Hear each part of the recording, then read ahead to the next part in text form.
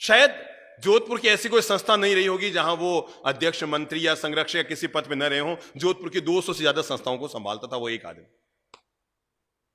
गीता भवन जैसी विराट संस्था भी वही संभालते थे। पर उस आदमी का नियम था, बड़ी ऑफिस थी, बड़ा बिजनेस था, जमीनों का बड़ा धंधा था। मीटिंग में बैठा है कि कार्यक्रम में बैठा है कि ऑफिस में बैठा है कि कहीं भी बैठा है, जैसे ही 12:15 बजती वहां से खड़ा हो जाता। मंच पर बैठा है तो भी नियम क्या था, 12:35 पर वो, उनकी धर्मपत्नी, उनका बेटा और उनकी धर्मपत्नी यानी बहुरानी, ये चारों लोग जीवन भर हमेशा एक थाली में बैठ के उन्होंने खाना खाया। उन्होंने अपने बेटे से कह रखा था, बेटा उतना ही बिजनेस फैलाना, उतना ही काम फैलाना, उतना ही आगे बढ़ना कि 12:15 बजे से 12:30 के बीच अपन सभी लोग घर पे आ जाएं। और उन्होंने जीवन भर तक एक थाली में बैठकर अपने बेटे के साथ खाना खाया।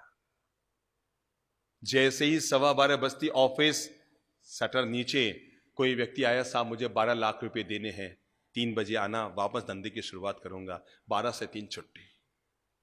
मैंने खुद ने देखा हुआ है, कोई व्यक्ति आया और उनको कहा, साहब 15 लाख का वो जमीन वो देना है, मैं लेके आया हूं थैले में, भैया अब मेरा बेटा मेरे भोजन के लिए इंतजारी कर रहा है, 3 बजे वापस आना, धंधे के बाद उस समय करूंगा। हम फैसला करें, हम जीने के लिए कमा रहे हैं या कमाने के लिए जी रहे हैं, निर्णय कर लो।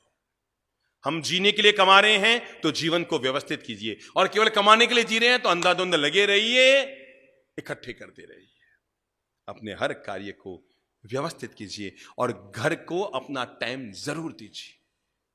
बच्चे खाना खा रहे हैं, आप भी पास में बैठिए। कोई वहां धंधे में है, कोई वहां दुकान में घूम रहा है, कोई किटी पार्टी में घूम रही है, कोई किधर घूम रही है, और घर बड़ा अव्यवस्थित चल रहा है। घर की अपनी मर्यादाएं हैं, घर की अपनी शालीनताएं हैं। साथ में बैठ के भोजन करो, साथ में बैठ के भजन करो। अगर आप चाहते हैं परिवार में प्रेम रहे तो साथ में बैठ के भोजन कीजिए। अगर आप चाहते हैं समाज में प्रेम रहे तो साथ में बैठ के भजन कीजिए। पर घर को अपना टाइम जरूर दीजिए। रात को सोने से पहले 15 मिनट, अगर घर में बूढ़ी मम्मी है, बूढ़ी दादी सा है, तो सीधे अपने बेडरूम में मत घुसिए कि नहाए धोए खाए पिए ऑफिस से आए और सीधे बेडरूम में घुस गए। ना बाबा ना, आपकी दादी, आपकी मम्मी भी आपका 10 मिनट समय लेने की हकदार है।